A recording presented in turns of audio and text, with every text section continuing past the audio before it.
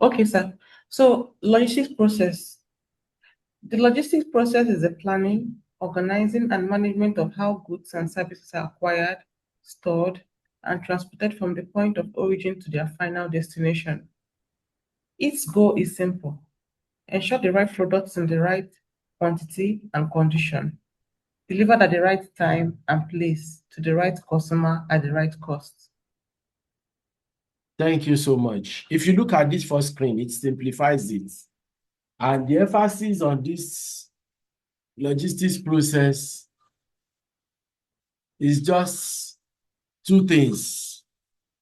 The first one has to do with the logistics parts that takes care of planning, organizing, and management of the flow of goods and services. That's the first part. Okay. Then the second part of it is what I've been repeating in almost all the classes for logistics system, which is having to do with how many rights do you have on your screen? Can you quickly count? 7. Can you quickly count? How many rights? 7 rights. 7 right. Yes. So the first one is what? Right product. Right product. Second one? Right quantity. Right quantity. Right Third quantity one? and condition. Right quantity, No. right condition. They are separate. They are separate. The next one? Right time. After that? Right place. Right place. Thank you. After that? Right Right customer. customer. Right cost. Customer. Then right cost. Right cost. Now, when you are following a logistics process, there is a goal, which is the tenet of that process, which is also the focus of the process. The focus of logistics process is to ensure the 7 rights. That's all. So the first part of it is trying to define what a logistics process is. Okay. The second part of it is to discuss the view, which is the focus of the logistics process. So, and the focus is all about those rights. If those rights are not captured, the process will have issue. Are you following me? Yes, sir. The process will have issue. Now, there are 3 operational phases in the logistics process. Can somebody help us to read this? The 3, go straight to the 3, go straight to the first one. It's before you. Inbound logistics. Inbound Are you logistics. hearing? All right. We are listening. The logistics process can be broken down into 3 main operational phases. 1, inbound logistics. This involves bringing raw materials or goods into a company from suppliers. Procurement, sourcing and purchasing the necessary goods or materials. Receiving, unloading and verifying the quality and quantity of delivered items. All right. So, I believe most of us, we are familiar with inbound logistics. Okay? When you are just bringing it in from outside, it could be raw materials, it could be goods that you want to use to take through the supply chain process. But most times, inbound logistics by 60% is usually addressing raw materials. I mean by how many percent? 60%. Thank you. That is it. It is more of 60% raw materials and 40% goods. Okay? Then and 40% goods. If you look at your screen, you will see raw materials or goods. Can you confirm that? Yes. Yes, sir. Hello, class. Yes, sir. We can see it, sir. Okay. So that is what it entails. So the process is into 3 phases. What is the first phase? That is the inbound logistics. Yes. And there is an emphasis in the inbound logistics. There is procurement and there is also the act of receiving.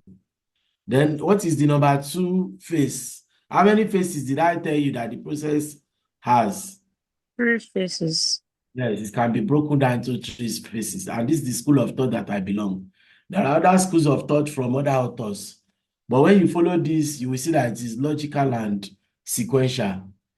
Okay, can somebody help us with the second slide with this number 2? I confirm that you can hear me. Number 2, materials management Yes, sir. / Okay, warehousing. all right.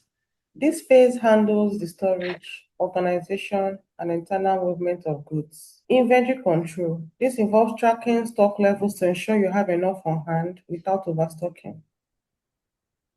Then warehousing and storage.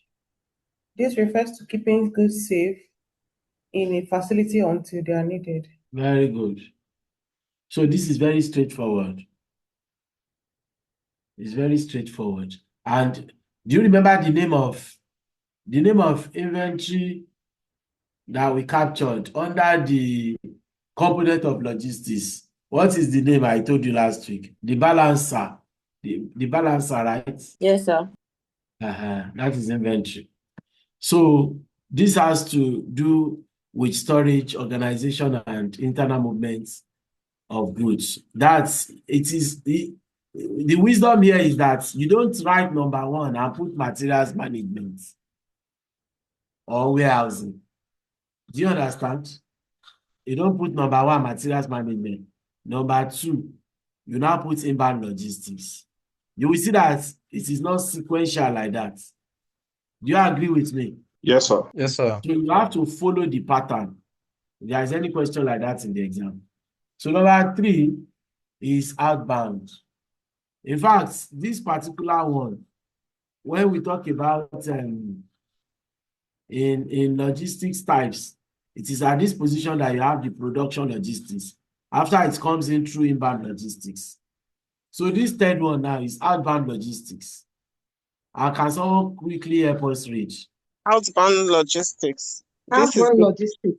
This is the process of getting the finished product into the hands of the end consumers,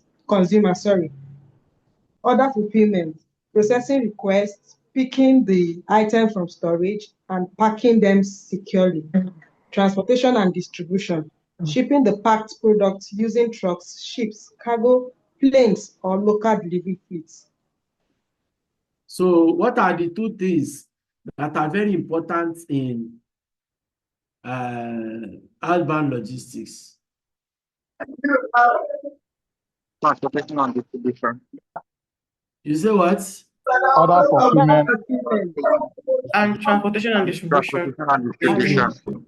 distribution. Thank you. You are too much. transportation and You are too distribution. much in this class. I'm proud of you. Yes. So now this is not one of those 3. Okay, before I discuss reverse logistics, Mr. Awosoya, you have the floor. Good evening, sir. Please, can you go back to the previous slide? I want to talk about the order fulfillment. Okay, sir. So this order fulfillment, I believe that without safely delivery, it's not complete yet, sir. Yes, exactly. Exactly. And that is why we are saying that it is until it gets into the hands of the end consumer or customer. Thank you. So this reverse logistics now, it is not part of the 3 major phases, just like I told you. But there are some authorities you will consult that they will add reverse logistics. And that is why it is 3 at the beginning and it becomes 4 at the end of those operational phases. And the 4th one is saying that you take him for granted. Okay? Whereas it is one of the, okay, do you agree with me that reverse logistics is, if you manage your reverse logistics very well, you will not have shortage if you handle it very well. Let's assume that the customer handles it well. You as the logistics organization, you agree with me that if you manage reverse logistics very well, you don't have any challenge. Am I correct? You will save costs. You will not have losses. Can someone confirm what I've just said? Yes, Yes, sir. sir. We heard you. You said if we manage the reverse logistics very well, we will not Yes. have shortage. But Yes. how? And What's? thank Sir, I you. have a question. In the Yes. process, Fine. like, what are the kind of what are the ways to handle this reverse logistics not to have shortage? If you can get like one example, what Okay. to do? Okay. Now, I want to use the word. Okay, let me go by your word. The shortage matter. If you order for an item that you have put, this tag that we usually put in item when they are going out. Is it this red and white tag? Is it fragile? Fragile, Fragile. yes, sir. You put fragile on that item when the item is going to the final consumer. The fragile tape will be on that item. Now, when I was discussing reverse logistics, I said, let's assume that we are speaking on the assumption that the customer has handled it with care. That after the customer handles it with care and you also handle your part with care, that you are likely to save losses. You are likely to reduce you are likely to increase your profit. You are likely to reduce wastage. You are likely to reduce losses from the business. The example I'm giving you, how many of you know Elon Musk? How many of you know Elon Musk? Or how many of you know? Okay, let's use olive oil, the bottle olive oil. I don't know whether they do it in rubber pack. Is it still a bottle, the olive oil? There are both Yes, for bottle my and rubber, for my glass bottles. Let's just say, let's say any product that has glass bottles. You know that if the customer has handled it well because you have put fragile and it is coming back and you feel that you are the owner of the company and maybe the person working with you is not careful. If the person is saying that the product comes late, we said right time is one of the targets, is one of the things that we need to ensure in logistics process. So let's now say because the product did not get there on time, the person now returns it, or is not even available, that your logistics, your delivery man has to bring it back. In the process of, let's assume that your delivery man drops it with your boy in the shop, and your boy wants to move it from outside to inside, and your boy is now rolling it up to catch it again, rolls it up, catch it again, rolls it up. This green ball that we usually use and to take up and catch. And during the process of that recreation, the item falls down and gets broken. Are you following my illustration? Yes, sir. Do you know that on the customer has handled the product well? Do you agree with me from the story that the customer has handled the product well? Yes, sir.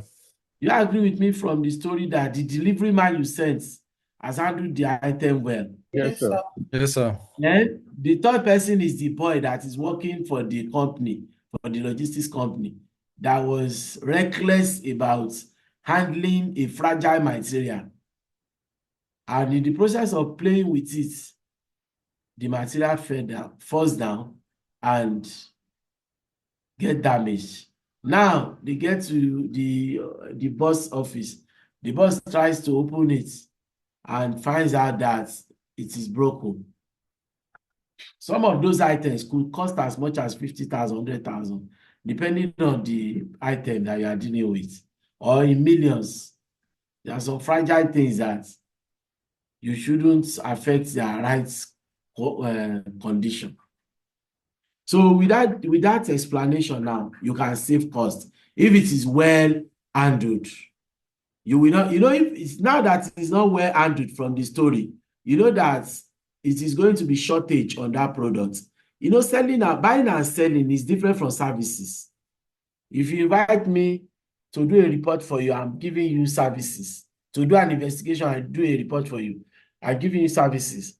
If I say supply everybody in this class fried rice, chicken, plantain, or those who want abula, they should put it and supply them. If at the end of the day, there is an issue, it is going to be shortage. It's going to be shortage. So that's it. Mr. David, you have the floor. Okay, yeah. Good evening, sir, and thank you for taking your time to explain this in details. So my question is about the automobile industry. We Yes. have brands like Tesla, Hyundai, BMW, Ford, and likes recall some vehicles due to maybe technical errors or things that they didn't notice, or maybe a review of safety guidelines. So in this scenario now, for customers staying international or outside a particular region, how would that reverse logistic work? Will the customers now be the one to shoulder that expenses of transporting it back to the factory for updates and then transporting it back or I want you exporting it to back? repeat the story for the benefit of those who are not listening. So I said for the automobile industry now, we've had Yes. brands like BMW, Tesla, Hyundai, and likes recall vehicles for technical errors. Like Yes. maybe they need to fix a brake Yes. or update a software.